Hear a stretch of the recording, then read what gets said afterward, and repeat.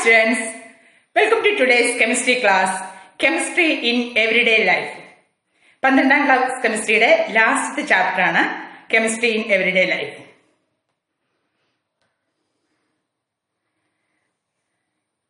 Chemistry നമ്മുടെ daily ലൈഫിൽ കെമിസ്ട്രിയുടെ role വളരെ വലുതാണ്. Chemistry for our health. Chemistry plays an important role in maintaining proper health for all of us around the globe. Chemistry is well used as diagnostic and treatment tool.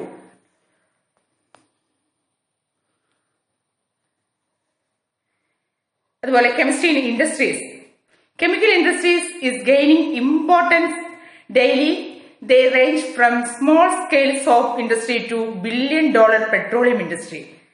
വ്യാവസായിക അടിസ്ഥാനത്തിലുള്ള കെമിസ്ട്രിയുടെ application വളരെ വലുതാണ്. Soap നിർമ്മാണം തൊട്ട് petroleum ആ മേഖല വരെയുള്ള ഇൻഡസ്ട്രിയിലേക്ക് chemistry പടർന്നു പന്തലിച്ച് കിടക്കുകയാണ്. Chemistry is a big part of your everyday life. You find chemistry in daily life, in the food you eat, the air you breathe, your soap, your emotions and literally every object you can see or touch. Here a look at some everyday chemistry. നമ്മുടെ daily ലൈഫിലെ കെമിസ്ട്രിയുടെ application വളരെ വലുതാണ്. Chemistry as A central of science. Chemistry centre ആണ് പലതരത്തിലുള്ള bio കെമിസ്ട്രിയുടെ, അതുപോലെ തന്നെ theory, business, polymers, education, pharmaceutical, environment, physics, ഇതിന്റെ എല്ലാത്തിന്റെയും സെൻട്രൽ ആയിട്ടാണ് കെമിസ്ട്രി നിലനിൽക്കുന്നത്. Chemistry is in everything you use. നമുക്കറിയാം, രാവിലെ എഴുന്നേൽക്കുമ്പോൾ തൊട്ട് നമ്മള് ടൂത്ത് പേസ്റ്റ്, ആ ടൂത്ത് പേസ്റ്റിനകത്തെ കെമിക്കൽസ് അല്ലെ, അതുപോലെ തന്നെ പലതരത്തിലുള്ള ഉപയോഗങ്ങൾ, നമ്മുടെ മേക്കപ്പ് സാധനങ്ങൾ, പൗഡർ, അങ്ങനെയുള്ള എല്ലാ കാര്യത്തിനകത്തും കെമിക്കൽസ് ആയിട്ടുള്ള കെമിസ്ട്രിയാണ് അവിടെ യൂസ് ചെയ്തിരിക്കുന്നത്. ഡ്രഗ്സ് ഏറ്റവും ഇമ്പോർട്ടന്റ് ആയിട്ടുള്ള ഇതാണ് drugs, medicines. Chemical substance of natural or synthetic origin which are used for curing diseases and reducing suffering from pain are called drugs or medicines. മരുന്നുകൾ. പണ്ടത്തെ കാലത്തൊക്കെ ഒരു പനി വന്നാല് നമ്മള് തുളസിച്ചെടിയും അല്ലെങ്കിൽ അതിന്റെയൊക്കെ മരുന്നുകളൊക്കെ എടുത്താണ് നമ്മൾ കഴിച്ചുകൊണ്ടിരുന്നത്. എന്നാൽ ഇന്നിപ്പോ അത് നമ്മൾ ചിന്തിക്കാൻ കൂടി മേലല്ലേ, ഒരു പാരസെറ്റമോൾ എടുത്ത് കഴിച്ചാൽ പെട്ടെന്ന് തന്നെ പനി അങ്ങ് മാറിക്കോളും എന്നുള്ളൊരു കൺസെപ്റ്റായി നമ്മുടെ മനസ്സിൽ. അതാണ് ഡ്രഗ്സ്. ഡ്രഗ്സ് എന്ന് പറഞ്ഞാല് മെഡിസിനെ നമ്മൾ വളരെയധികം ഡിപ്പെൻഡ് ചെയ്യുന്ന ഒരു കാലഘട്ടമാണിത്. Chemical substance of natural or synthetic origin which are used for curing diseases and reducing suffering from pain are called drugs or medicines. ഈ മെഡിസിൻസിനെ നമുക്ക് ഒന്ന് ക്ലാസിഫൈ ചെയ്യാം. Classification of drugs. Drugs can be classified in a number of ways. പല തരത്തിലുള്ള ഇതിലാണ് classification. On the basis of pharmacological effect. It is useful for doctors as it provide a whole range of drugs available for the treatment of a particular type of problem. അതായത് analgesics എന്ന് പറയുന്ന ഒരു ക്ലാസിഫിക്കേഷനുള്ള drugs ഉണ്ട്. അത് analgesics have pain killing effect. വേദന കുറയ്ക്കാൻ വേണ്ടിയാണ് അനാലിസിസ് ഉപയോഗിക്കുന്നത്. Analgesics type medicines. അടുത്ത on the basis of drug action. It is based on the action of a drug on a particular biochemical process. For example, all antihistamines inhibit the action of the compound on the basis of drug action. അങ്ങനെ രണ്ടാമത്തെ classification ആണ് മെഡിസിൻസിന്റെ. അതുപോലെ അടുത്ത classification ആണ് on the basis of chemical structure. ഓരോ മെഡിസിനും ഓരോ സ്ട്രക്ചർ ഉണ്ട് അല്ലെ, chemical structure. For example, sulphonamides have common structural features ആണ് നമ്മൾ ഇവിടെ കാണുന്ന ഈ figure. Drugs classified in the way share common structural features and often have similar pharmacological activities. പലതരത്തിലുള്ള ക്ലാസിഫിക്കേഷൻ ആണ് നമ്മളിവിടെ പരിചയപ്പെടുന്നത്. അടുത്ത classification on the basis of molecular targets. Drugs usually interact with the biomolecules such as lipids, proteins. These are called target molecules or drug targets. ഈ പറയുന്നതൊക്കെ നിങ്ങളൊന്ന് മനസ്സിലാക്കിയിരുന്നാൽ മതി കേട്ടോ. കാണാതെ പഠിക്കേണ്ട കാര്യമൊന്നുമില്ല. നമുക്ക് മനസ്സിലാക്കേണ്ട ഓരോ മേഖലയാണിത്. Drug possessing some common structural features may have the same mechanism of action on targets. Target വരുമ്പം enzyme as drug target. Catalytic action of enzymes. The first നമുക്കറിയാം എൻസൈംസ് എന്ന് പറഞ്ഞാൽ ഒരു റിയാക്ഷൻ സ്പീഡ് അപ്പ് അല്ലെങ്കിൽ സ്പീഡ് കൂട്ടാൻ വേണ്ടിയുള്ള ആ ഒരു സ്പീഷീസ് ആണ് എൻസൈം എന്ന് പറയുന്നത്. എൻസൈം ബയോളജിക്കൽ കാറ്റലിസ്റ്റിനെയാണ് എൻസൈം എന്ന് പറയുന്നത്, നമ്മുടെ ശരീരത്തിലൊക്കെയുള്ള biological catalyst. Catalytic action of enzymes. The first function of the enzyme is to hold the substrate for a chemical reaction. Active sites of enzyme hold the substrate molecule. എന്താണ് substrate എന്ന് പറഞ്ഞാൽ ഏത് molecule ആണോ അത് റിയാക്ടന്റിനെയാണ് substrate എന്ന് പറയുന്നത്. In a suitable position so it can be attacked by the reagent effectively. ഇവിടെ നമുക്ക് ഒരു ലോക്ക് ആൻഡ് കീ സിസ്റ്റമാണ് എൻസൈം ആക്ഷനകത്ത് കാണുന്നത്. ലോക്ക് ആൻഡ് കീ, അതായത് ഒരു പർട്ടിക്കുലർ ലോക്കിന് ഒരു പർട്ടിക്കുലർ കീ തന്നെ വേണം. അതാണ് എൻസൈമും സബ്സ്ട്രാക്റ്റും തമ്മിലുള്ള ബന്ധം ഇവിടെ വരുന്നത്. സെക്കൻഡ് ഫംഗ്ഷൻ എന്ന് പറയുന്നത് enzyme is to provide functional groups that will attack the substrate and carry out the chemical reaction. ഇതാണ് catalytic action of enzymes. Enzymes റിയാക്ഷനിൽ പങ്കെടുക്കുന്നില്ല, പിന്നെ എന്താണ് അവിടെ സംഭവിക്കുന്നത്? സ്പീഡപ്പ് കൂട്ടുന്നു, സ്പീഡപ്പ് ആക്കുന്നു. Drug enzyme interaction. Drug inhibit the attachment of substrate on active site of enzymes in two different ways. Substrate എന്ന് പറഞ്ഞാൽ നമ്മൾ ഏത് മോളിക്യൂളാണോ റിയാക്ഷനിൽ പങ്കെടുക്കുന്നത് അതിനെയാണ് സബ്സ്ട്രേറ്റ് അല്ലെങ്കിൽ റിയാക്ടന്റ് എന്ന് പറയുന്നത്. Drug compete with the natural substrate for their attachment in the active site of enzymes. Such drugs are competitive inhibitors. The drug enzyme interaction ആണ്. ഇവിടെ നമ്മൾ ഓർത്തിരിക്കുക, ഇതാണ് എൻസൈമിന്റെ ഒരു സൈറ്റ് ആണ്. എൻസൈം സൈറ്റിനകത്തോട് അതിന് യോജിച്ച ഷേപ്പും സൈസുമുള്ള സബ്സ്ട്രേറ്റ് വരുന്നു. സബ്സ്ട്രേറ്റ് വന്നിട്ട് അവര് അന്നേരം ഇവിടെ നമുക്കിവിടെ വന്നിരിക്കുന്ന എൻസൈമിന്റെ അടുത്ത് ഡ്രഗ് വരുന്നു. ഡ്രഗ് വന്നത് drug blocks the active site of the enzyme. നമ്മൾ ലാസ്റ്റ് പ്രൊഡക്റ്റ് ആയി കഴിയുമ്പോൾ നമുക്ക് അങ്ങനെ ഇതുണ്ടാകുന്നു. അടുത്താണ് receptors as drug targets. Receptors are proteins which are crucial to the communication system in the body. Receptors. Majority of these are embedded in the cell membrane in such a way that their small part possessing the active site project out of the surface of the membrane and opens in the outside region of the cell membrane. Receptors as drug targets. Then receptors എന്ന് പറയുന്നത് proteins ആണ് which are crucial to the communication system in the body. In the body, message between two neurons. ഇതെല്ലാം biological concept ആണ്.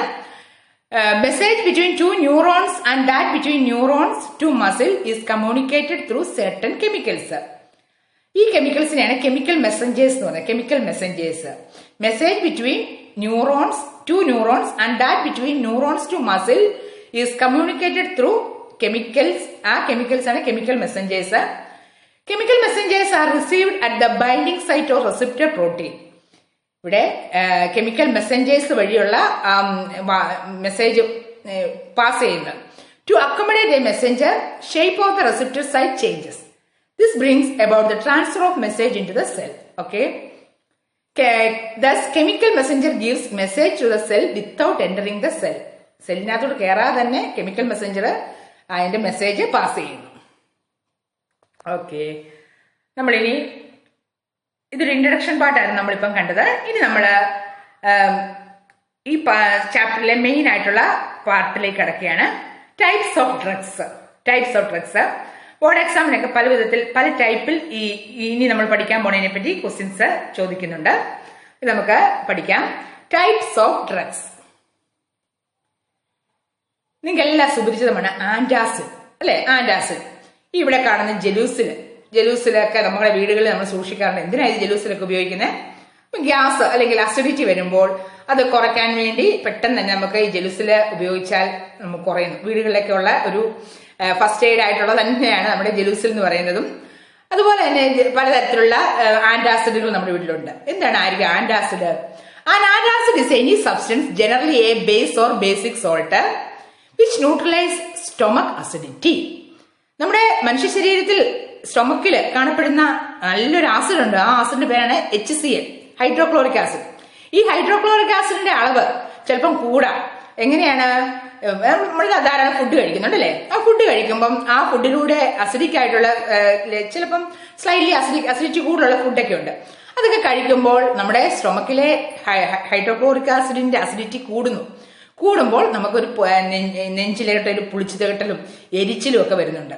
ഗ്യാസിന്റെ problems ഒക്കെ ഉണ്ടാകുന്നു. അന്നേരം അതിനെ നമുക്ക് ഇല്ലായ്മ ചെയ്യാൻ വേണ്ടിയാണ് ഉപയോഗിക്കുന്ന ആ കെമിക്കലെയാണ് ആന്റാസിഡ് എന്ന് പറയുന്നത്. Antacid generally a base or basic salt ആണ്. ആസിഡിനെ നിർവീര്യമാക്കണമെങ്കിൽ ഒന്നെങ്കിൽ ഒരു ബേസ് വേണം, അല്ലെങ്കിൽ അതിന് ബേസിക് സോൾട്ട് വേണം, which neutralise stomach acidity. They are used to relieve acid indigestion, upset stomach, sour stomach and heartburn. നെഞ്ചരിച്ചിലൊക്കെ ഇല്ലാതാക്കാൻ വേണ്ടി ഉള്ളതാണ്. അന്നേരം നിങ്ങൾക്കൊന്നും വലിയ കുഴപ്പമില്ലായിരിക്കും, എന്നാൽ നിങ്ങളുടെ കാർന്നോമാർക്കൊക്കെ ഇങ്ങനെ പ്രോബ്ലംസ് വരുന്നത് നിങ്ങൾ തന്നെ കണ്ടിട്ടുണ്ടായിരിക്കും. അന്നേരം അതാണ് ആന്റാസിഡ് അതിനുവേണ്ടി ഉപയോഗിക്കുന്നതാണ്, അസിഡിറ്റിയെ കുറയ്ക്കാൻ വേണ്ടി. An antacid is a substance which neutralizes stomach acidity and is used to relieve heartburn, indigestion or an upset stomach. പലതരത്തിലുള്ള ആന്റാസിഡ് ആണ് നമുക്ക് മാർക്കറ്റിൽ ലഭ്യമാണ്.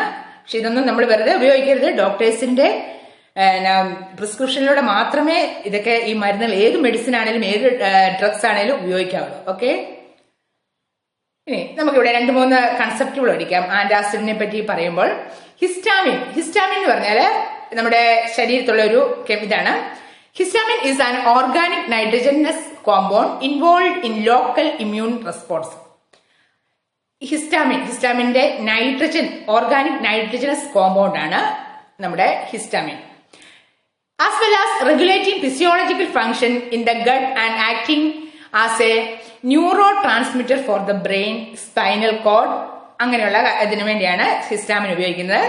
Histamine is involve in the inflammatory response and has a central role as a mediator of itching. അന്നേരം histamine വളരെ important ആയിട്ടുള്ളൊരു ടേമാണ്, നമ്മുടെ species ആണ്.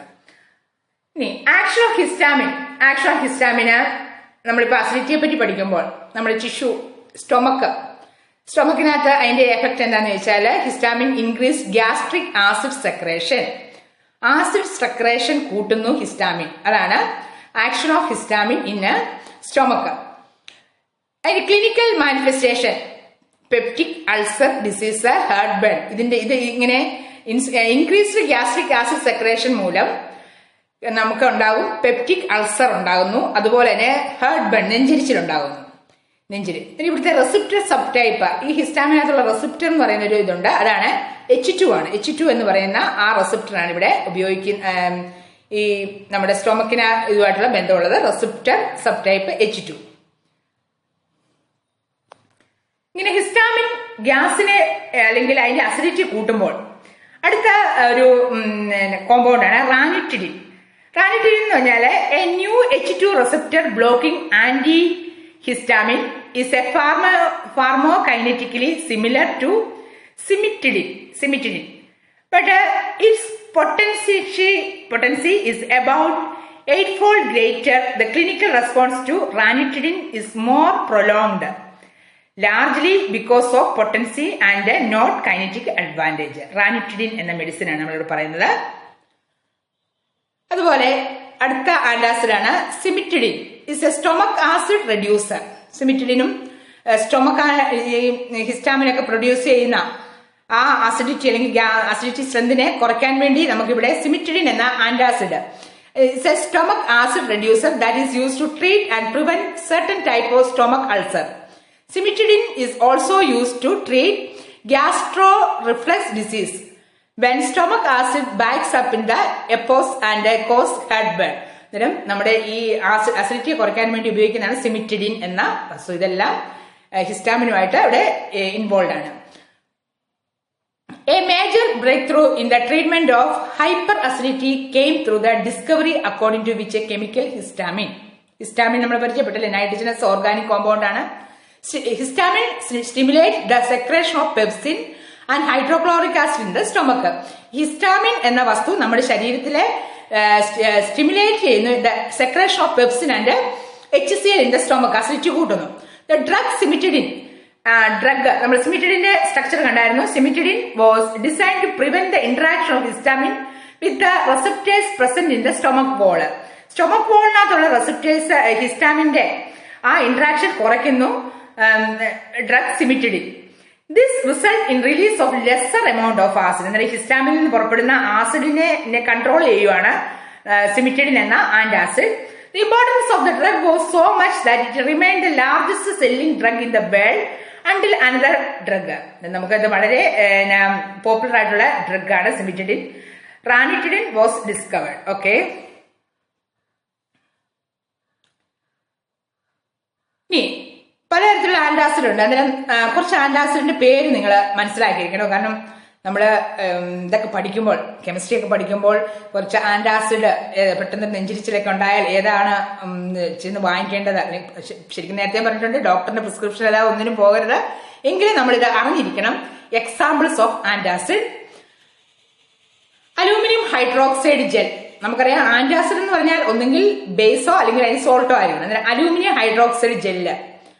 അതുപോലെ കാൽസ്യം കാർബണേറ്റ്, മഗ്നീഷ്യം ഹൈഡ്രോക്സൈഡ്. ഈ മഗ്നീഷ്യം ഹൈഡ്രോക്സൈഡ് ഒന്ന് പ്രത്യേകം ഓർത്തിരിക്കുക. മിൽക്ക് ഓഫ് മഗ്നീഷ്യ എന്ന് കേട്ടാൽ നിങ്ങൾ ഓർക്കണം, മിൽക്ക് ഓഫ് മഗ്നീഷ്യ ആന്റാസിഡ് ആണ്. ആ മിൽക്ക് ഓഫ് മഗ്നീഷ്യ എന്താണ്? മഗ്നീഷ്യം ഹൈഡ്രോക്സൈഡ് ആണ്. അടുത്താണ് ജലൂസിൽ. അങ്ങനെ പലതരത്തിലുള്ള ആന്റാസിഡ് ആണ് നമുക്കിവിടെ കാണപ്പെടുന്നത്. അന്നേരം നിങ്ങൾ ഓർത്തിരിക്കുക, magnesia hydroxide, milk of magnesia, 2-3 പേര് ഓർത്തിരിക്കുക കേട്ടോ ആന്റാസിഡിന്റെ. എങ്ങനെയാണ് ഈ എക്സസ് റിലീസ് ഓഫ് ആസിഡ് ഉണ്ടാകുന്നത് സ്റ്റൊമക്കില്? നമ്മുടെ ഫുഡിലൂടെ, നമ്മുടെ ഫുഡ് ഹാബിറ്റിലൂടെയാണ് അല്ലെ. Causes of excessive release of acid in the stomach അതാണ് ആൽക്കഹോൾ കൺസംഷൻ, അതുപോലെ ഈറ്റിംഗ് സർട്ടൻ ഫുഡ്സ്. അസിഡിറ്റി, എന്നാലും ഈ നെഞ്ചിരിച്ചിലും അങ്ങനെയുള്ള പ്രശ്നമുള്ളവരെ തീർച്ചയായിട്ടും അറിഞ്ഞിരിക്കണം അസിഡിക് ആയിട്ടുള്ള ഫുഡ് ഏതാണ്, ബേസിക് ആയിട്ടുള്ള ഫുഡ് ഏതാണ്. അതായത് അസിഡിറ്റി കൂടുതലുള്ള ഫുഡുകളൊക്കെ നിയന്ത്രിക്കണം. അതുപോലെ സ്മോക്കിംഗ് ഒരു കാരണമാണ് എക്സസ് റിലീസ് ഓഫ് ആസിഡിന് ഇൻ സ്റ്റൊമക്ക്. സർട്ടൻ ഡ്രഗ്സ്, ചില മരുന്ന് ആസ്പിരിൻ ഒക്കെ കഴിക്കുമ്പോൾ അവിടെ ആസിഡ് സ്റ്റൊമക്കിൽ കൂടുന്നു. അതുപോലെ സ്ട്രെസ്, നമുക്ക് ഈ ടെൻഷനൊക്കെ ഉണ്ടാകുമ്പോൾ പലതരത്തിലുള്ള ഹോർമോൺസ് ഒക്കെ പുറപ്പെടുവിക്കുന്നു. അതിന്റെ എല്ലാം പല ആകത്തുകയായിട്ട് നമ്മുടെ ശരീരത്തില് excessive release of acid in the stomach ഉണ്ടാകുന്നു. ഓക്കെ, എന്നിട്ട് നമ്മൾ ഇതൊക്കെ ഒന്ന് ഒഴിവാക്കുകയാണെങ്കിൽ, അതാണ് ടെൻഷനൊക്കെ വരുമ്പോൾ പലതരത്തിലുള്ള രോഗങ്ങൾ ഉണ്ടാകുന്നത് അല്ലെ. ഈ ആസിഡിനെയൊക്കെ നമുക്ക് അസിഡിറ്റിയെ ക്രമീകരിക്കാൻ സാധിക്കും. Alcohol consumption, eating certain foods, smoking, certain drugs, stress, അങ്ങനെയുള്ളതെല്ലാം ഒന്ന് നമ്മൾ നിയന്ത്രിക്കുകയാണെങ്കിൽ നമുക്ക് ഇങ്ങനെ അസിഡിറ്റിയിൽ നിന്നൊക്കെ കൂടുതലായിട്ട് രക്ഷ നേടാൻ സാധിക്കും. Antacids are available as requirement. പലതരത്തിലുള്ള ആന്റാസിഡ് ഉണ്ട്. ജലൂസിൽ തന്നെയാണെങ്കിലും ടാബ്ലറ്റ്, ഗുളികയുടെ രൂപത്തിൽ ചവച്ചരയ്ക്കാവുന്ന ടൈപ്പുള്ള ജലൂസിലുണ്ട്. പിന്നെ നമുക്ക് എമൽഷൻ ആയിട്ടുള്ള, അതായത് കുടിക്കാവുന്ന ജലൂസിലുണ്ട്. അതുകൊണ്ടാണ് ക്യാപ്സ്യൂളിന്റെ ഫോമില്, ടാബ്ലറ്റ്, പൗഡറായിട്ട്, ട്യൂബിൾ ടാബ്ലറ്റ്, സസ്പെൻഷൻ എന്നീ പല ഫോമില് ആന്റാസിഡ് ലഭ്യമാണ്. Okay, antacids. ഇനി എങ്ങനെയാണ് ഈ ആന്റാസിഡ് വന്ന് നമ്മുടെ സ്റ്റൊമക്കിലെ ഹൈഡ്രോക്ലോറിക് ആസിഡുമായിട്ട് റിയാക്ട് ചെയ്യുന്നത്? Antacid react with HCl in the stomach. Some common antacid reaction: calcium carbonate plus HCl, calcium chloride plus H2O plus carbon dioxide ഉണ്ടാകുന്നു. ഓക്കെ, സോഡിയം ബൈകാർബണേറ്റ് എന്ന് പറഞ്ഞ ആന്റാസിഡ് ആണെങ്കിൽ നമ്മുടെ സ്റ്റൊമക്കിൽ HCl-ഉമായിട്ട് കൂടിച്ചാൽ സോഡിയം ക്ലോറൈഡും H2O കാർബൺ ഡൈ ഓക്സൈഡും ഉണ്ടാകുന്നു. അതായത് എക്സസീവ് ആസിഡിനെ നിർവീര്യമാക്കുവാണ് നമ്മൾ വരുന്ന ആന്റാസിഡ്. അലുമിനിയം ഹൈഡ്രോക്സൈഡ് HCl-ഉമായിട്ട് കൂടി ചേരുമ്പോൾ അലുമിനിയം ക്ലോറൈഡ് ഉണ്ടാകും. ഇതെല്ലാം സോൾട്ടുകളാണ് ഉണ്ടാകുന്നത്. Plus H2O. മഗ്നീഷ്യം ഹൈഡ്രോക്സൈഡ് HCl-ഉമായിട്ട് കൂടി ചേരുമ്പോൾ magnesium chloride plus H2O. Magnesium oxide plus HCl gives magnesium MgCl2 plus H2O. ഇങ്ങനെ പലതരത്തിലുള്ള റിയാക്ഷൻസ് ആണ് ആന്റാസിഡ് നമ്മുടെ സ്റ്റൊമക്കിലുള്ള HCl-ഉമായിട്ട് ആക്കുന്നതിന്. അതിനെ ന്യൂട്രലൈസ് ചെയ്ത് കളയുകയാണ് എക്സസ് ആയിട്ടുള്ള ആസിഡിനെ. ഇപ്പം നമ്മൾ ആന്റാസിഡിന്റെ കാര്യം പഠിച്ചു. ഏത് ഡ്രഗ് ഉപയോഗിക്കുകയാണെങ്കിലും നിങ്ങൾ ഓർത്തിരിക്കുക, ഡോക്ടറിന്റെ നിർദ്ദേശമില്ലാതെ ഒരു ഡ്രഗ്സും അല്ലെങ്കിൽ ഒരു മെഡിസിൻസും ഉപയോഗിക്കരുത്. കാരണം പാർശ്വഫലങ്ങൾ ഉണ്ടാകും. നമുക്ക് ഓരോരുത്തർക്കും ഓരോ ശരീരത്തിന് ഓരോ നേച്ചറാണുള്ളത്. ഓക്കെ, അടുത്താണ് ഹിസ്റ്റാമിൻ. നമ്മളൊന്ന് ഹിസ്റ്റാമിൻ പരിചയപ്പെട്ടായിരുന്നു. എങ്ങനെയാണ് നമ്മൾ സ്റ്റൊമക്കില് അസിഡിറ്റി കൂട്ടാൻ കാരണമാകുന്ന ഒരു കെമിക്കൽ സ്പീഷ്യസ് ആണ് ഹിസ്റ്റാമിൻ. ഹിസ്റ്റമിൻ എന്ന് പറഞ്ഞാൽ എന്താണ്? നൈട്രജന്റെ ഓർഗാനിക് കോമ്പൗണ്ട് ആണ്. നൈട്രജൻ ആണെങ്കിൽ ഓർഗാനിക് കോമ്പൗണ്ട് ആണ്. What is histamine? Histamine is a physiologically active amine. Physiologically active amine ആണ്. C5H9N3. ഇവിടെ നമുക്ക് കാണാൻ സാധിക്കും. Histamine is found in plant and animal tissue and released from mast cells as part of the allergic reaction in humans. Histamine allergic reactions ഒക്കെ ഉണ്ടാക്കുന്ന ഹ്യൂമൻസിൽ ഉണ്ടാകുന്നതിന് അവിടെ കണ്ടുവരുന്നു. Histamine stimulates gastric secretion. നമ്മളിപ്പം പഠിച്ച ഗ്യാസ്ട്രിക് സെക്രേഷൻ അത് ഹിസ്റ്റമിൻ സ്റ്റിമുലേറ്റ് ചെയ്യുന്നു. അതുപോലെ histamine causes dilation of capillaries, construction of bronchial smooth muscles and decreased blood പ്രഷറിനൊക്കെ കാരണമാകുന്നു നമ്മുടെ histamine. Imidazole ring and amine group ആണ് നമ്മളിവിടെ കാണുന്ന ഹിസ്റ്റമിന്റെ ഈ സ്ട്രക്ചറാണ് ഹിസ്റ്റമിൻ. ഓക്കെ, ഹിസ്റ്റമിൻ എന്ന് പറഞ്ഞാൽ it is a physiologically active amine ആണ്, found in plant and animal tissue. ഹിസ്റ്റോസ് എന്നുള്ള വാക്കിന്റെ അർത്ഥം ടിഷ്യൂ എന്ന്, tissue. Histamine present mostly in master cell, skin, lung അങ്ങനെയുള്ളിടത്തെല്ലാം കാണപ്പെടുന്ന ഹിസ്റ്റമിൻ. അതുപോലെ non master cell, brain, gastric അങ്ങനെയുള്ള പല സ്ഥലങ്ങളിലും നമ്മുടെ ഹിസ്റ്റമിൻ കാണപ്പെടുന്നതിനും മോസ്റ്റ്ലി ഇൻ മാസ്റ്റർ സെൽസിലും ഉണ്ട്, നോൺ മാസ്റ്റർ സെൽസിലും ഉണ്ട് histamine. Histamine is a biogenic amine present in many animal and plant tissues. Histamine കാണപ്പെടുന്നു. ഹിസ്റ്റോസ് എന്നാണ് അർത്ഥം ടിഷ്യൂ. എങ്ങനെയാണ് ഹിസ്റ്റമിന്റെ synthesis? Histamine formed from the amino acid histidine. Histidine എന്ന് പറയുന്ന ഒരു അമിനോ ആസിഡ് ആണ്. എന്താണ് amino acid? COH group NH2 ഉള്ളതിനെയാണ് ഹിസ്റ്റഡിൻ എന്ന് അമിനോ ആസിഡ് എന്ന് പറയുന്നത്. ഈ ഹിസ്റ്റഡിൻ എന്ന അമിനോ ആസിഡിനെ decarboxylation reaction with enzyme histidine decarboxylase. അന്നേരം നമുക്കിവിടെ histamine formed from the amino acid histidine in a decarboxylation reaction with the enzyme histidine decarboxylase occurs primarily in mast cells and basophils. നമുക്ക് histamine ഇവിടെ produce ചെയ്യാണ്. Histidine ഡീകാർബോക്സിൽ വഴി histidine എന്ന amino acid വഴി നമുക്ക് histamine കിട്ടുകയാണ്, plus carbon dioxide. The hypersensitivity of some persons to some drug, dust, pollen grains is called allergy. നമുക്കെല്ലാം allergy familiar അല്ലേ? എന്താ, ചിലപ്പോൾ രാവിലെ എഴുന്നേൽക്കും ഭയങ്കര തുമ്മലായിരുന്നു. എന്തായിരിക്കും കാരണം? തണുപ്പ് ഒക്കെ വരുമ്പോൾ തുമ്മും. ഈ തുമ്മുന്നതൊക്കെ വളരെ നല്ലതാട്ടോ. നമ്മുടെ ശരീരത്തിലുണ്ടാകുന്ന ആ വേണ്ട ഇത് നമ്മുടെ കഫക്കെട്ടോ അല്ലെങ്കിൽ അതിന്റെ അതെല്ലാം അങ്ങ് മാറിപ്പോക്കോളും ഈ തുമ്മുമ്പോൾ. പക്ഷെ ഒത്തിരി ആയാൽ എന്താണ്, അതും പ്രശ്നമാണ് അല്ലേ? അന്നേരം അലർജി എന്ന് പറയുന്നത് നമ്മുടെ ശരീരത്തിന്റെ ഒരു പ്രതിരോധ മാർഗമാണ് allergy. The hypersensitivity of some person to some drug. ചിലപ്പോൾ ചില മരുന്നുകൾ കഴിക്കുമ്പോൾ അലർജി ഉണ്ടാകുന്നു, പൊടിയോട്, ചില പോളൻ ഗ്രെയിൻസിനോട്, അങ്ങനെയുള്ളതിനെല്ലാം അലർജി എന്ന് പറയുന്നത്. And is due to release of substance called histamine in the body. ഈ അലർജിക്ക് കാരണമാകുന്നത് റിലീസ് ഓഫ് ഹിസ്റ്റമിൻ കാരണമാണ്, release of histamine in the body. ഓർത്തിരിക്കുക, അലർജിയുമായിട്ട് വളരെ ബന്ധപ്പെട്ടാണ് ഹിസ്റ്റമിൻ.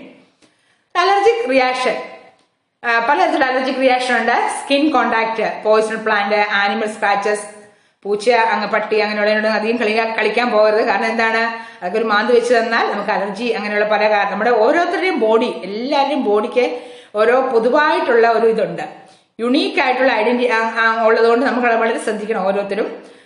പോളൻ, ലാറ്റക്സ്, അതുപോലെ തന്നെ അലർജിക് റിയാക്ഷൻ ആയ ഇഞ്ചക്ഷൻ, ചിലർക്ക് ഇഞ്ചക്ഷൻ എടുക്കുമ്പോൾ അവിടെ പ്രശ്നങ്ങൾ വരുന്നു. ഇൻഡൈജഷൻ കാരണം വരുന്നു, അതെല്ലാം അലർജിക്ക് കാരണമാകുന്നു. ഷെൽ ഫിഷ്, നട്ട്സ് ഒക്കെ കഴിക്കുമ്പോൾ.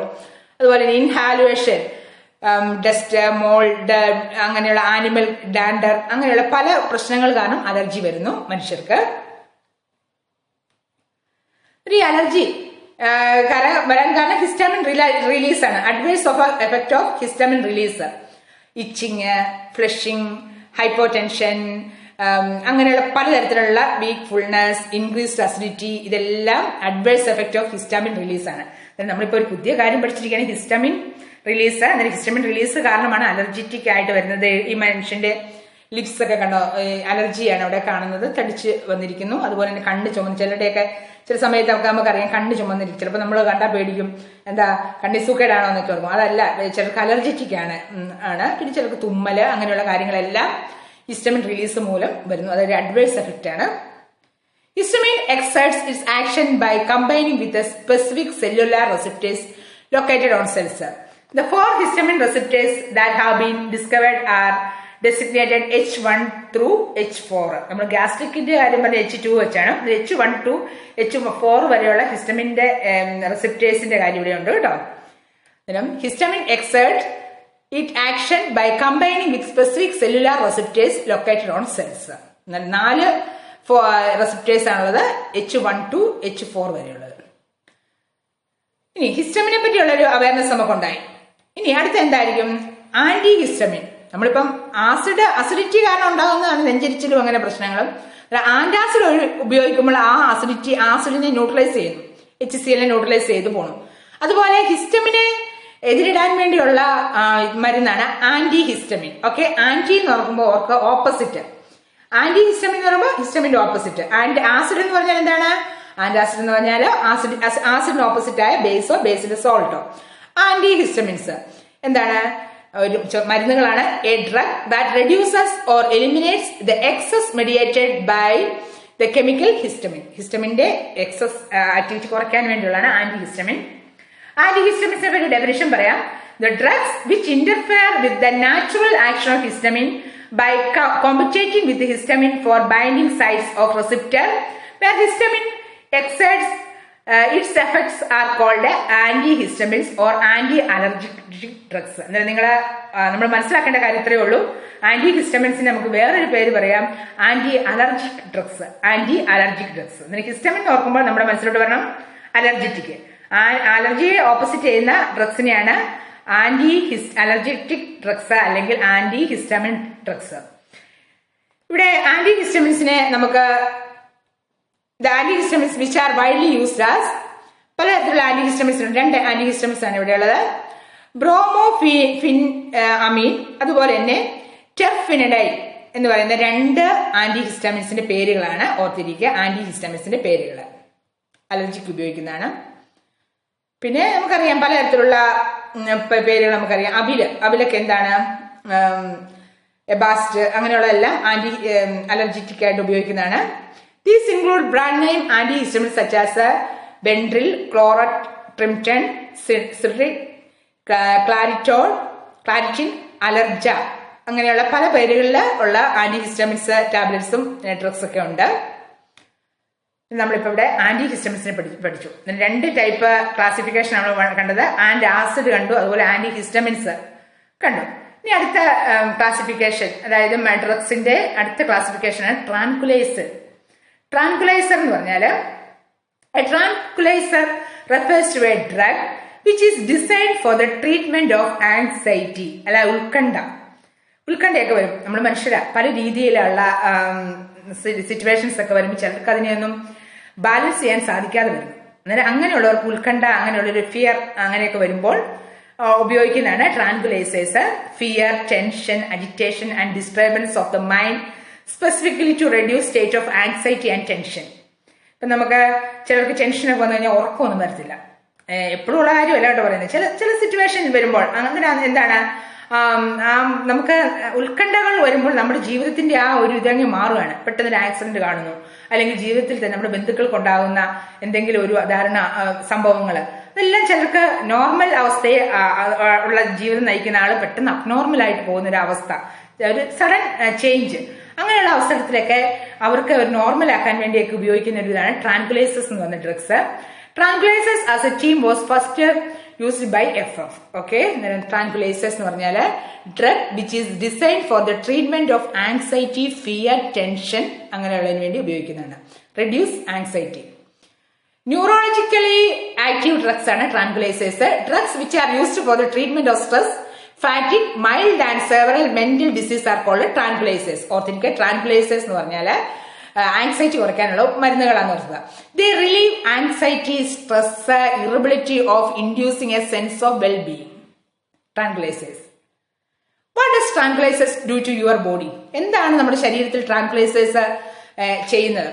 Tranquilizers work through calming the patient nervous system. ഞരമ്പുകളെ അത് ബാധിക്കുകയാണ്. And how many of the same effect as alcohol? Because alcohol കാണിക്കുന്ന പോലെ തന്നെ, അതായത് നമ്മുടെ ബ്രെയിൻ നെർവിനെയൊക്കെ നമ്മൾ ഇത് എഫക്ട് ചെയ്യുന്നു. Because they are so successful in reducing anxiety, tranquillisers are commonly abused. Tranquilliser withdrawal can result when the use of the drug is discontinue. ഈ ട്രാൻക്വിലൈസേഴ്സ് നെർവിനെയൊക്കെ ബാധിക്കുന്നതാണ്. അതാണ് പെട്ടെന്ന് ഉറക്കം വരും ട്രാൻക്വിലൈസേഴ്സ് ഒക്കെ കഴിച്ചാൽ. അതുപോലെ തന്നെയാണ് ചിലർ ആൽക്കഹോൾ കുടിക്കുന്നത്. എന്തിനാണ്? ചിലർ പറയുമ്പോൾ എനിക്ക് ടെൻഷനുണ്ട്, ടെൻഷൻ ഇല്ലാതാക്കാൻ വേണ്ടി ആൽക്കഹോൾ കുടിച്ചാൽ മാറും. കാരണം എന്താണ്? അവിടെ നെർവിനെയൊക്കെ അത് ബാധിച്ച് പെട്ടെന്ന് തന്നെ ചിന്തിക്കാനുള്ള ശേഷിയൊക്കെ ഇല്ലാതായി അത് നമ്മളെ ഉറക്കമൊക്കെ വരുത്തുന്ന ഒരിതാണ് ഈ ആൽക്കഹോളും അങ്ങനെയുള്ളത്. എന്നാലും ഒരിക്കലും ആൽക്കഹോളിനൊന്നും അഡിക്റ്റായി പോയി, ആൽക്കഹോളിനൊക്കെ അഡിക്റ്റായി പോയി കഴിഞ്ഞാൽ നമ്മുടെ ജീവിതമേ അങ്ങ് പോകും. കാരണം എന്താണ്? അത് നെർവിനെയൊക്കെ തകർത്ത് നമ്മുടെ ബ്രെയിനിനെയൊക്കെ അങ്ങ് തകർത്ത് കളയുന്നു അധികമായിട്ടുള്ള ഉപയോഗം കേട്ടോ. അധികമായാൽ അമൃതം വിഷമാണെന്ന് പറയുന്നു. അതുകൊണ്ട് അതിനൊന്നും അഡിക്റ്റ് ആകാതെ നിൽക്കുക. ഇനി ട്രാൻക്വിലൈസേഴ്സ് എന്ന് പറയുന്നത് എപ്പോഴും ഒരു ഡോക്ടറിന്റെ കുറിപ്പോടുകൂടി മാത്രം ഉപയോഗിക്കാവുന്ന മരുന്നാണ് ട്രാൻക്വിലൈസേഴ്സ്. ട്രാൻക്വിലൈസേഴ്സ് നെർവിനെയൊക്കെ അതായത് ഉറക്കം വരുത്തുന്നു. ട്രാൻക്വിലൈസേഴ്സ് എന്ന് ഓർത്തിരിക്കുക കേട്ടോ. If a person suffers from depression, in such cases antidepressant drugs are used. Depression, നിരാശ, ചിലർക്കൊക്കെ നിരാശയൊക്കെ വന്ന് ആത്മഹത്യയിലോട്ടൊക്കെ നയിക്കുന്നു അല്ലെ. അങ്ങനെയുള്ള അവരെയൊക്കെ നമ്മള് കൗൺസിലേഴ്സിനെയൊക്കെ പെട്ടെന്ന് കാണിക്കുക. നമ്മുടെ ചുറ്റുപാടുള്ള ആളുകൾ ആരും ഒരു ഇതൊന്നും ഒരു രോഗമോ അല്ലെങ്കിൽ ഇതല്ല. നമ്മൾ അങ്ങനെ ഒരു പെട്ടെന്ന് സിറ്റുവേഷൻ വരുമ്പോൾ അയാളുടെ കണ്ടീഷൻ മാറിപ്പോവാണെങ്കിൽ കൗൺസിലേഴ്സിനെ അല്ലെങ്കിൽ ഡോക്ടേഴ്സിനെയൊക്കെ കാണിക്കുക. അതിനുവേണ്ടിയുള്ള മരുന്നുകളൊക്കെ ഉണ്ട്. If a person suffers from depression, in such cases antidepressant drugs are used. രണ്ട് ഇമ്പോർട്ടന്റ് ആയിട്ടുള്ള ആന്റി ഡിപ്രസന്റ് ഡ്രഗ്സ് നമുക്കൊന്ന് പരിചയപ്പെടാം. ഇപ്രോനിസ്റ്റ് ആൻഡ് ഫീനലൈസിൻ, ഈ രണ്ട് ഡ്രഗ്സും ആന്റി ഡിപ്രസന്റ് ആയിട്ടുള്ള ഡ്രഗ്സ് ആണ്. നിരാശയൊക്കെ വരുമ്പോൾ അങ്ങനെയുള്ള രോഗികൾക്ക് കൊടുക്കുന്ന മരുന്നുകളാണ് ഈ രണ്ട് ടൈപ്പും. ഓക്കെ, ഇവിടെ അടുത്ത മരുന്നുകളാണ് ട്രാൻക്വിലൈസേഴ്സിന്റെ തന്നെ derivatives of barbituric acid. Barbituric acid എന്ന് കേൾക്കുമ്പോൾ നിങ്ങൾ ട്രാൻക്വിലൈസേഴ്സ് എന്ന കാര്യം ഓർക്കുക. വെറോണോൾ, അമിറ്റൈൽ, അങ്ങനെയുള്ള പല പേരുകളാണ് നമ്മളിവിടെ കാണുന്നത്. കോമ്പൗണ്ട്സ് വെറോണോൾ, വലിയം, സെക്രോട്ടൽ, അങ്ങനെയുള്ള these derivatives are called barbiturates. Barbiturates are hypotonic, that is sleep producing agent. ഓർത്തിരിക്കുക, പെട്ടെന്ന് തന്നെ ഉറക്കം വരും. എന്നിട്ട് അവരെ ശാന്തമാക്കുകയാണ് ചെയ്യുന്നത്. ഈ രോഗികളെ അല്ലെങ്കിൽ അബ്നോർമാലിറ്റി അല്ലെങ്കിൽ ഡിപ്രഷൻ ഉണ്ടാകുന്ന ആ സിംറ്റം കാണിക്കുന്ന മനുഷ്യരെ പെട്ടെന്ന് ഈ ഡ്രഗ്സ് കൊടുക്കുമ്പോൾ അവര് സ്ലീപ്പ് പ്രൊഡ്യൂസിങ് ഏജന്റ് ആയിട്ട് ഈ ഡ്രഗ് ഉപയോഗിക്കുന്നു. സ്ലീപ്പ് പ്രൊഡ്യൂസിങ് ഏജന്റ് ഓർത്തിരിക്കുക, ശാന്തമാക്കുന്നു. Some other substances used as tranquilizers are Valium and Serotonin. Okay, ഇതൊക്കെ ഓർത്തിരിക്കുക. Tranquilizers, sleep producing agents ആണ്. Some tranquilizers, namely chlorodiol peroxide and mefrobromide, are relatively mild tranquilizers suitable for relieving tension. Okay, controlling depression and hypertension ഒക്കെ ഉപയോഗിക്കുന്ന മരുന്നുകളാണ് ട്രാൻക്വിലൈസേഴ്സ് ആണ് നമ്മൾ ഈ കാണുന്നത്. ഇക്വാനിൽ, മെഫ്രോബ്രമൈഡ്, ക്ലോറോഡൈസോഫോക്സൈഡ്, ഇതെല്ലാം ട്രാൻക്വിലൈസറിന് എക്സാമ്പിൾ ആണ്. ട്രാൻക്വിലൈസേഴ്സ് ഇപ്പൊ നമ്മള് 3 കാറ്റഗറി പഠിച്ചു. ആന്റാസിഡ്, ട്രാൻക്വിലൈസേഴ്സ് അല്ലെ. അതുപോലെ തന്നെ നമ്മളിപ്പം ആന്റിഹിസ്റ്റമിൻസ് ഇനി പഠിക്കുകയാണ്. അനാലജസിസ് എന്ന് പറഞ്ഞാല് ഒരു ടൈപ്പ് മരുന്നുകളാണ്. അത് പെയിൻ റിലീഫിങ്ങിന് ഉപയോഗിക്കുന്നത്. പെയിൻ വേദനാ സംഹാരികളായിട്ട് ഉപയോഗിക്കുന്നതാണ് analgesics drug, a drug design to control pain. ഓർത്തിരിക്കുക, അനാലജസിസ് ഡ്രഗ് എന്ന് പറഞ്ഞാൽ design to control pain, pain killer നോക്കുക. Analgesics come from the Greek word and without analgesia, without pain, അതാണ് without a sense of pain എന്നാണ് അർത്ഥം. Without a sense of pain. ഇവിടെ വേദനാ സംഹാരികള് നമുക്ക് പെട്ടെന്ന് ചെറിയ ചെറിയ വേദനകളൊക്കെ വരുവാണെങ്കിൽ നമുക്കറിയാം, അതിന് നമുക്ക് ഇപ്പൊ ഒരു ചെറിയൊരു ബോഡി പെയിൻ ഒക്കെ വരുവാണെങ്കിൽ പാരസെറ്റമോൾ ഒക്കെ കഴിക്കുമ്പോൾ നമ്മുടെ അത് മാറും. എന്നിട്ട് അതൊരു അനാലജിസിസ് ആണ്. അതുപോലെ ആസ്പിരിനൊക്കെ അനാലജിസിസ് ആണ്. എന്നാൽ ഈ അനാലജിസിസ് സാധാരണയുള്ള ചെറിയ ചെറിയ വേദനകൾക്കൊക്കെ നമുക്ക് ഉപയോഗിക്കാൻ പറ്റുന്ന വലിയ വേദന, അതായത് ഇപ്പം ഒരു എല്ലൊടിഞ്ഞു, അകത്ത് എല്ലൊടിഞ്ഞു, ആ എല്ലൊടിഞ്ഞപ്പോൾ നമുക്ക് ഈ അനാലജിസിസ് കഴിച്ചാലൊന്നും ആ വേദന മാറത്തില്ല. കുറച്ചു നേരത്തേക്ക് മാറും, അത് കഴിഞ്ഞ് പിന്നെ അതിന്റെ ശക്തി 100 ഇരട്ടിയായിട്ട് വരുന്ന പോലെയാണ് നമുക്ക് വേദന വരുന്നത് അല്ലെ. അന്നേരം ചെറിയ ചെറിയ വേദനകൾക്കും അല്ലെങ്കിൽ അങ്ങനെയുള്ളതിന് ഉപയോഗിക്കുന്നതാണ് അനാലജിസിസ്. സ്ഥിരമായ രോഗത്തിനല്ല പെയിൻ കില്ലർ ആയിട്ട് ഉപയോഗിക്കുന്നത്. പെയിൻ കില്ലർ കുറച്ചു നേരത്തെ എഫക്റ്റേ തരുന്നുള്ളൂ.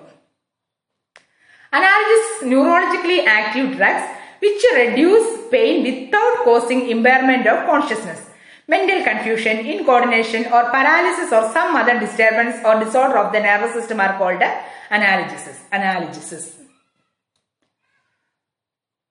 ഇനി അനാലിസിസിന് രണ്ടെടുത്തിരിക്കുകയാണ്, നാർക്കോട്ടിക് അനാലിസിസും നോൺ നാർക്കോട്ടിക് അനാലിസിസും. നാർക്കോട്ടിക് അനാലിസിസ് എന്ന് പറഞ്ഞാൽ ആക്ട് സെൻട്രലി.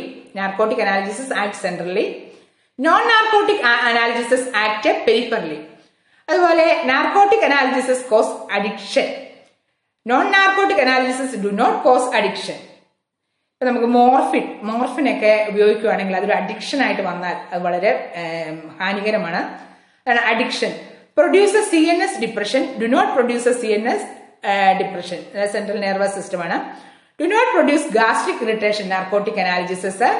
എന്നാൽ non narcotic analysis produce gastric irritation. അതായത് ആസ്പിരിൻ ഒക്കെ ഉപയോഗിക്കുകയാണെങ്കിൽ നമുക്ക് എക്സസീവ് ആയിട്ട് ഹൈഡ്രോക്ലോറിക് ആസിഡ് നമ്മുടെ സ്റ്റൊമക്കിൽ പ്രൊഡ്യൂസ് ചെയ്യുന്നു. അത് ഇതിന്റെ ഒരു ഡിസഡ്വാൻറ്റേജ് ആണ്. അതുപോലെ narcotic analgesics show no anti inflammatory effect. Non narcotic analgesics show anti inflammatory effect. നമുക്ക് നാർക്കോട്ടിക് അനാലിസിസിന് എക്സാമ്പിൾ ആണ് നിങ്ങൾ മനസ്സിലാക്കേണ്ടത്. മോർഫിൻ ഓർത്തിരിക്കുക. നമ്മൾ മോർഫിൻ എന്നുള്ള പേര് കേട്ടിട്ടുണ്ട് അല്ലെ. മോർഫിൻ, ട്രംഡോൾ, പെത്തിഡിൻ എന്നും കേട്ടിട്ടുണ്ട് അല്ലെ. അന്നേരം മോർഫിൻ അങ്ങ് ഓർത്തിരിക്കുക നാർക്കോട്ടിക് അനാലിസിസിന്. നോൺ നാർക്കോട്ടിക് അനാലിസിസിന് ആസ്പിരിൻ, ഡൈക്ലോഫെൻസ്, അങ്ങനെയുള്ള പലതരത്തിലുള്ള കോമ്പൗണ്ട്സ് അല്ലെങ്കിൽ ഡ്രഗ്സ് ആണ് നോൺ നാർക്കോട്ടിക് അനാലിസിസിന്. നമ്മളിപ്പം പഠിച്ചത് രണ്ട് ടൈപ്പ് അനാലിസിസ് ആണ്, നാർക്കോട്ടിക് അനാലിസിസും നോൺ നാർക്കോട്ടിക് അനാലിസിസും. നാർക്കോട്ടിക് എന്ന് പറഞ്ഞാൽ act centrally, non narcotic act peripherally. ഇവിടെ നാർക്കോട്ടിക്കിന് എക്സാമ്പിള് മോർഫിൻ, നോൺ നാർക്കോട്ടിക്കിന് ഒരു എക്സാമ്പിൾ പഠിക്കുക ആസ്പിരിൻ. ഇപ്പൊ നമ്മള് ഇതിന്റെ ക്ലാസിഫിക്കേഷൻ പഠിച്ചപ്പോൾ രണ്ട് ഇതാണ് പഠിച്ചത്, നാർക്കോട്ടിക്കും അനാലിസിസ്, പിന്നെ നോൺ നാർക്കോട്ടിക്കും. ഈ നാർക്കോട്ടിക്കിന് ഒരു ഒപ്പിയോയിഡ് അനാലിസിസ് എന്ന് പറയും. ഒപ്പിയോയിഡ് അനാലിസിസ് നോൺ നാർക്കോട്ടിക്കിന് നോൺ ഒപ്പിയോയിഡ് അനാലിസിസും പറയും. Non opioid. ഓക്കെ, നമ്മുടെ മനസ്സിലാക്കേണ്ടത് നാർക്കോട്ടിക് മോർഫിൻ എന്ന് പറയുന്നത് എന്താണ്? മോർഫിൻ നാർക്കോട്ടിക് അനാലിസിസ് ആണ്, ഒപ്പിയോയിഡ് അനാലിസിസ് ആണ്. ഇനി ആസ്പിരിൻ എന്താണ്? ആസ്പിരിൻ ഒരു നോൺ നർക്കോട്ടിക് ആണ്, നോൺ ഒപ്പിയോയിഡിലാണ്. ഇവിടെ നമുക്ക് കാണാൻ പറ്റും പെയിൻ ഇന്റൻസിറ്റി. ഏറ്റവും വേദന കുറവുള്ളപ്പം നോൺ ഒപ്പിയോയിഡ് അനാലിസിസ് കൊടുത്താൽ മതി, നോൺ ഒപ്പിയോയിഡ്. അത് കഴിഞ്ഞ് കുറച്ചും കൂടെ സ്ട്രെങ്ത് കൂടിയ അനാലിസിസ് കൊടുക്കുക. സ്ട്രോങ് ഒപ്പിയോയിഡ് ഏറ്റവും വേദനയൊക്കെ കൂടുമ്പോഴാണ് നമ്മൾ കൊടുക്കുന്നത് മോർഫിൻ ഒക്കെ കൊടുക്കുന്നത്. അതായത് മോർഫിൻ എന്താണ്? മോർഫിൻ എന്ന് പറയുന്നത് നർക്കോട്ടിക് ആണ്, സെൻട്രൽ സിസ്റ്റത്തെ എഫക്ട് ചെയ്യുന്നതാണ് മോർഫിൻ.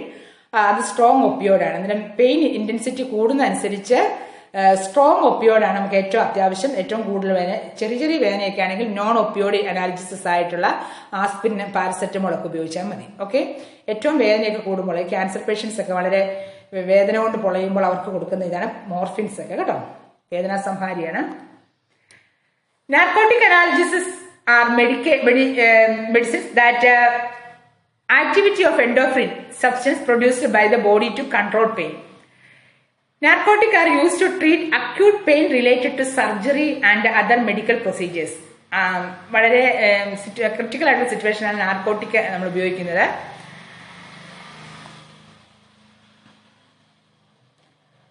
നാർക്കോട്ടിക് അനാലിസിസിന് പറയുന്ന വേറെ പേര് ഒപ്പിയോയിഡ്സ്. നാർക്കോട്ടിക് എന്ന് നമ്മൾ മനസ്സിലാക്കിയാൽ മതി കേട്ടോ. Narcotic analgesics are drugs that relieve pain by binding an opioid receptors, which are present in the central and peripheral nervous system. Narcotic analgesics affect the central system, can cause numbness and induce a state of unconscious. ഒരു മയക്കി ഇടുന്ന പോലത്തെ ഒരു ഇതാണ് narcotic, മോർഫിനൊക്കെ. Non narcotic എന്ന് പറഞ്ഞാൽ non narcotic analysis are medications use to control pain and inflammation. Example ആണ് aspirin, paracetamol ഒക്കെ എന്താണ്? നോൺ നാർക്കോട്ടിക് ആണ്. Non narcotic are use to treat acute or persistent pain that is mild to moderate. They also may be used to combination with other medications or therapies. Morphine, നമ്മളിപ്പം narcotic ആയിട്ടുള്ള medicine ആണ് morphine എന്ന് പറഞ്ഞു. Morphine is the major analgesic drug contained in a crude opium and is the prototype strong medicine ആണ് morphine. Morphine structure ആണ് നമ്മൾ ഈ കാണുന്നത്. മോർഫിൻ, കൊഡിൻ, ഹെറോയിൻ ഇതെല്ലാം ഡ്രഗ്സ് ആണ്. Morphine and many of its homologous when administrated in medical doses relieve pain and produces sleep. മയക്ക് കടത്തുന്ന പോലെ ഒരു എഫക്റ്റ് ആണ് മോർഫിൻ വരുന്നത്. ഓക്കെ, അനാലിസിസിന്റെ വേറൊരു ടൈപ്പാണ് ആന്റിപൈററ്റിക്സ്. ആന്റിപൈററ്റിക്സ് എന്ന് പറഞ്ഞാല് a drug that reduces fever by lowering the body temperature. ചൂട് കുറയ്ക്കാൻ, ബോഡി ടെമ്പറേച്ചർ കുറയ്ക്കാൻ വേണ്ടി ഉപയോഗിക്കുന്നത് കേൾക്കുമ്പോൾ നമ്മുടെ മനസ്സിലേക്ക് ഓടി വരുന്നത് എന്താണ്? പാരസെറ്റമോൾ അല്ലെ. അന്നേരം ഇവിടെ നമുക്ക് പറയാം പാരസെറ്റമോൾ ഒരു ആന്റിപൈററ്റിക് ആണ്. എന്താണ് ആന്റിപൈററ്റിക് ചെയ്യുന്നത്? Antipyretic that reduces fever, reduce ചെയ്യുന്നു fever by lowering the body temperature. ഇപ്പം പാരസെറ്റമോളിന്റെ സ്ട്രക്ചർ ആണ് ഇത് ഈ കാണുന്നത്. 4-അസറ്റോഅമിഡോഫിനോൾ എന്നാണ് ഇത് പറയുന്നത്. Paracetamol okay, benzene ring OH NH CO3 വരുന്നതാണ് paracetamol. Some analysis drugs have antipyretic activity. Okay, antipyretic എന്ന് പറഞ്ഞാല് reduces fever by lowering the body temperature. ഈ എല്ലാം മരുന്നും ആന്റിബയോട്ടിക് കഴിക്കുന്നതും എല്ലാം ഡോക്ടറിന്റെ ഇതിലൂടെ മാത്രമേ ചെയ്യാവുള്ളൂ. ചിലപ്പോൾ ചെറിയ ചെറിയ പനിയൊക്കെ ആണെങ്കിൽ നമ്മൾ ഇതൊക്കെ കഴിച്ചാൽ മാറിക്കോളും ആന്റിബയോട്ടിക് കഴിച്ചാൽ. എന്നാൽ വേറെ ഏതെങ്കിലുമൊക്കെ സീരിയസ് ആയിട്ടുള്ള കാര്യങ്ങളാണെങ്കിൽ ഈ മെഡിസിൻ ഇതൊന്നും കഴിച്ചാലൊന്നും മാറത്തില്ല. ടെമ്പറേച്ചർ പ്രൊഡ്യൂസ് ചെയ്യുക എന്ന് പറയുന്നത് എന്തെങ്കിലും ഒരു രോഗത്തിന്റെ സിംറ്റം ആയിരിക്കും കേട്ടോ. ഓക്കെ, ഇതൊക്കെ ഓർത്തിരുന്നേ അതൊക്കെ ചെയ്യാവുള്ളൂ. അടുത്താണ് ആന്റി മൈക്രോബിൾസ്. ആന്റി മൈക്രോബിൾസ് എന്ന് പറഞ്ഞാൽ എന്താണ്? ആന്റിന് ഓപ്പോസിറ്റ് മൈക്രോബിൾസിന് ഓപ്പോസിറ്റ് ആയിട്ടുള്ള വസ്തുവിനെയാണ് ആന്റി മൈക്രോബിൾസ്. ബാക്ടീരിയ ഒക്കെ മൈക്രോബിലാണ്. Drug which are use to cure disease caused by microbes or microorganisms such as bacteria, virus, fungi, etc. are called antimicrobials.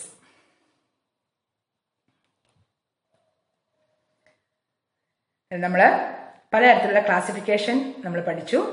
അന്നേരം ഇതെല്ലാം നിങ്ങൾ NCERT ടെക്സ്റ്റ് വായിക്കുക. NCERT ടെക്സ്റ്റ് വായിച്ചിട്ട് എൻ്റെ പ്രീവിയസ് ക്ലാസ്സുകൾ കാണാൻ വേണ്ടി ഈ ചാനൽ വിസിറ്റ് ചെയ്യുക.